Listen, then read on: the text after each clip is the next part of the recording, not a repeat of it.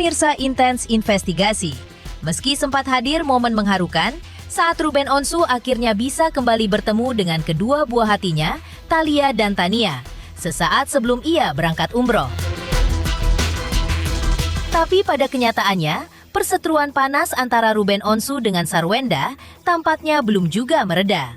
Apalagi, perlawanan juga terus ditunjukkan kubu Sarwenda terhadap setiap langkah yang diambil kubu sang mantan suami. Ya, setelah Ruben melaporkan kasus ini ke KPAI, kubu Sarwenda ternyata tidak tinggal diam. Selain balik melaporkan kasus ini ke Komnas Perempuan, kubu Wenda pun sama-sama melaporkan kasus ini ke KPAI kemarin. Lantas bagaimana respon menohok pihak Ruben Onsu usai kedatangan Sarwenda ke KPAI? Benarkah Sarwenda datangi KPAI guna melaporkan terkait nafkah anak?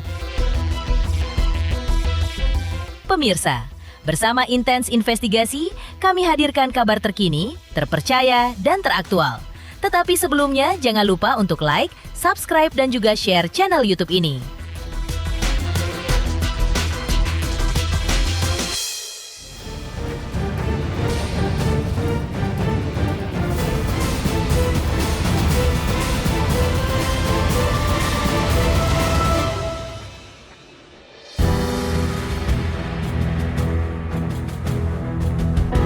Seolah melupakan sejenak konflik panasnya dengan sang mantan istri, Sarwenda.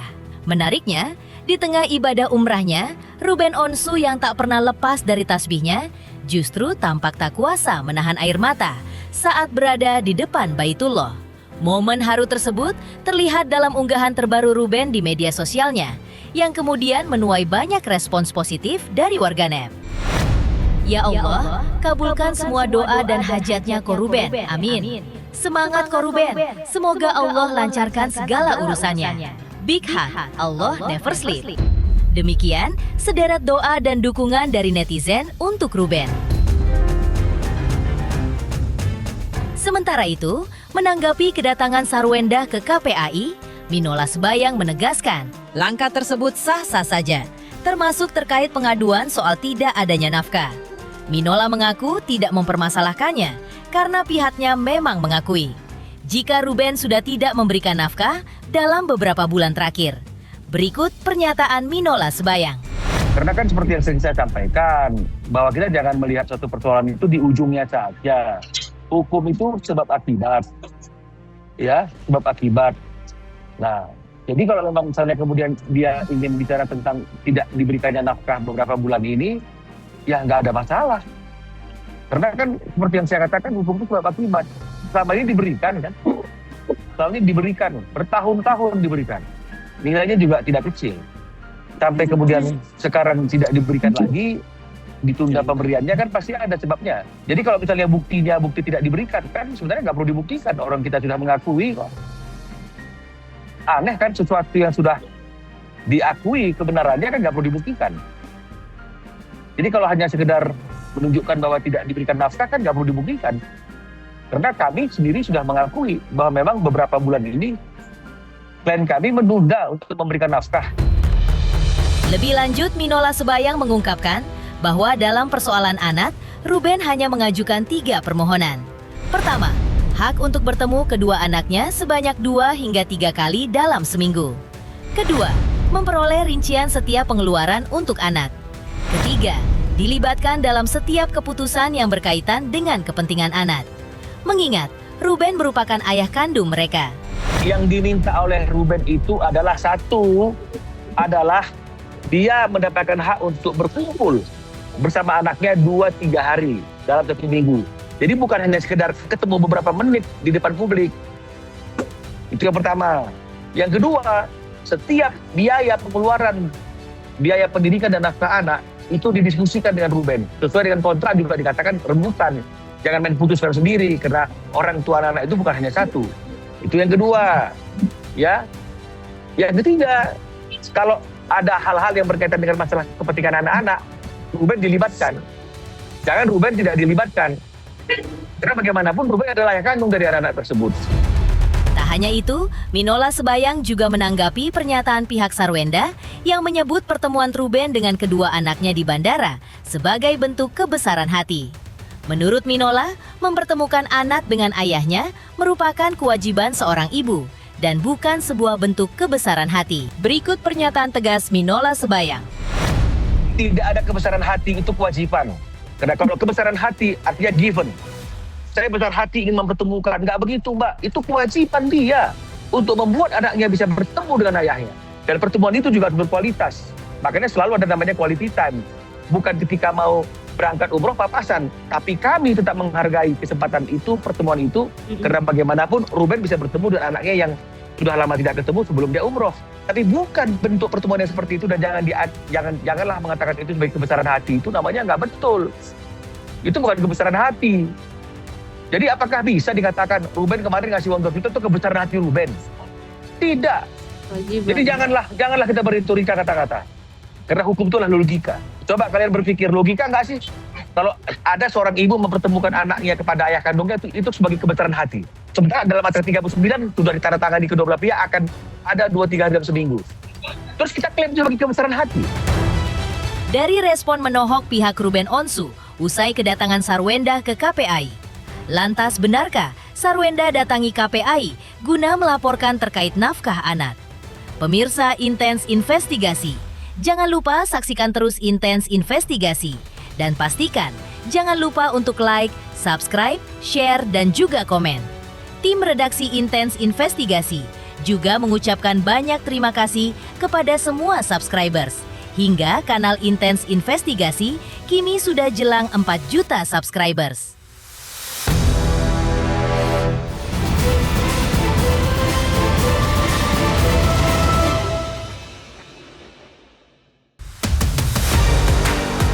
Pasca mendatangi Komnas Perempuan, kemarin dengan didampingi tim kuasa hukumnya, Sarwenda mendatangi KPAI. Kedatangannya tidak lain dan tidak bukan adalah untuk melanjutkan pengaduannya berupa nafkah, hak asuh, serta hak anak agar merasa nyaman. Pihak Sarwenda juga mempertegas jika pihaknya lah yang sudah lebih dulu mengajukan pengaduan ke KPAI sebelum pihak Ruben melaporkan kasus ini ke lembaga yang sama beberapa hari kemudian. Sehingga kedatangan mereka pun bukan dipanggil oleh pihak KPAI atas laporan dari Ruben Onsu, melainkan tindak lanjut dari pengaduan mereka sebelumnya. Berikut penjelasan Chris Samsiu. Bermula dari surat pengaduan yang kami buat tanggal 21, ya, lalu kami juga melakukan pengaduan online di tanggal 22 pagi jam 10. Ya, yang kami laporkan terkait dengan pengasuhan dan nafkah. Ya, apa materinya, semua yang klien kami merasakan dari awal pernikahan sampai dengan saat ini, ya. Yang kami adukan semua tujuannya demi kepentingan anak, bukan demi kepentingan klien kami, ya, terkait nafkah anak. Mengadukan ke KPAI ini tanggal 21 kemarin. 21 melalui surat 21, ya, melalui online 22 pagi jam 10 ada bukti pengaduannya juga. Di Komnas Perempuan juga kami pengaduan juga, ya, ada bukti pengaduannya juga. Berarti itu mengadukannya sebelum ROP ini ya Bang ya? Sebelum, ya. Nah, hari ini kami hadir bukan karena laporan RO, tapi karena laporan kami jelaskan semua kronologisnya seperti apa. Ya, jadi kami datang ke sini bukan karena panggilan sebagai pengadu, ya, sebagai pengadu, karena kami sampaikan fakta yang mungkin berbeda dengan apa yang disampaikan Bang Minola. Terkait bukti yang dibawa ke KPAI, pihak Sarwenda berdalih belum dapat mengungkapkannya ke publik. Mereka menyebut jika pihak Ruben memiliki bukti chat, maka mereka juga memiliki bukti serupa, termasuk sejumlah surat dan dokumen. Pihak Sarwenda juga menegaskan bahwa pertemuan Ruben dengan kedua anaknya merupakan bentuk kebesaran hati Sarwenda dan tidak pernah dipersulit. Selanjutnya, mereka akan menyerahkan penyelesaian masalah ini sepenuhnya kepada lembaga yang berwenang. Kami pikir itu menjadi materi kami nanti di setiap lembaga. Kami tidak pas kalau kami sampaikan menjadi konsumsi umum. Yang pasti bukti yang kami punya, kami ajukan untuk menjaga kepentingan anak. Berupa apa belum? Ya. berupa apa aja bukti-bukti yang Screenshot atau ya, bukti Surat lah intinya lah. Ya, Bang Minola menyampaikan apa ya kita ikutin lah. Bang Minola menyampaikan chat, ya kita sampaikan chat juga. Kemarin pertemuan dengan RO itu situasinya kebesaran hati Bu Endah ya, karena apa? Anaknya dari Singapura datang, kalau nggak salah jam 3 sudah sampai, tapi tahu bapaknya akan flight umroh sama ibunya, ditunggulah biar bisa ketemu bapaknya. Artinya kan sebenarnya pertemuan itu sederhana dan mudah ya, tidak sulit lah ya. Yang kami juga jelaskan juga prosesnya seperti apa ya. Akta 39 kami jelaskan juga. Ini isinya ya. Tapi kami tidak akan berbalas pantun dengan Bang Minola karena kasihan nanti anak-anak melihatnya ini kenapa orang tuanya terus-terusan gitu ya. Jadi kami serahkan kepada lembaga-lembaga yang memang pas untuk menilai secara objektif. Kami tidak juga meminta pembelaan berlebihan, tapi objektif aja dengan bukti yang kami punya, sampaikan. Moga-moga bisa mendapatkan yang terbaik buat anak-anak, terutama anak-anak ya. Menepikan langkah Sarwenda yang datangi KPAI guna melaporkan terkait nafkah anak. Lalu, seperti apa momen haru saat Ruben Onsu akhirnya bertemu anak-anaknya? Pemirsa Intens Investigasi, jangan lupa saksikan terus Intens Investigasi. Dan pastikan, jangan lupa untuk like, subscribe, share, dan juga komen. Tim redaksi Intens Investigasi juga mengucapkan banyak terima kasih kepada semua subscribers. Hingga kanal Intens Investigasi kini sudah jelang 4 juta subscribers.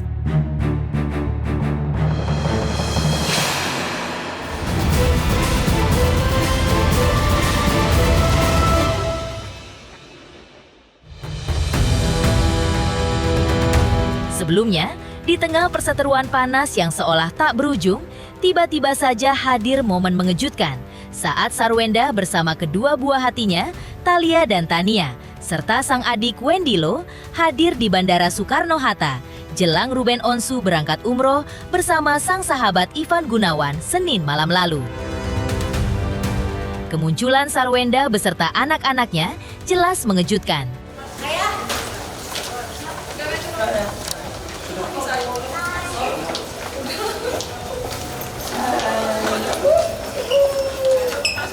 Halo. sorry guys. Iya. Sudah ya.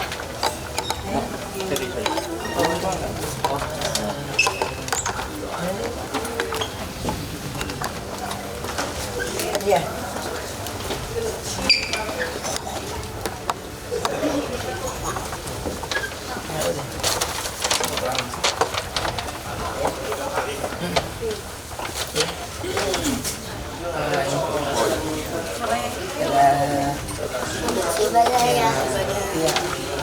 Dadah.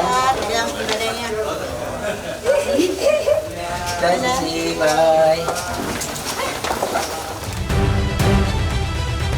Dan di balik rasa syukur serta bahagia Ruben, lantaran bisa kembali bertemu dengan anak-anaknya, momen mengharukan ini juga menjadi bukti kekuatan doa Ruben selama ini, yang langsung dijabah Allah yang Maha Kuasa.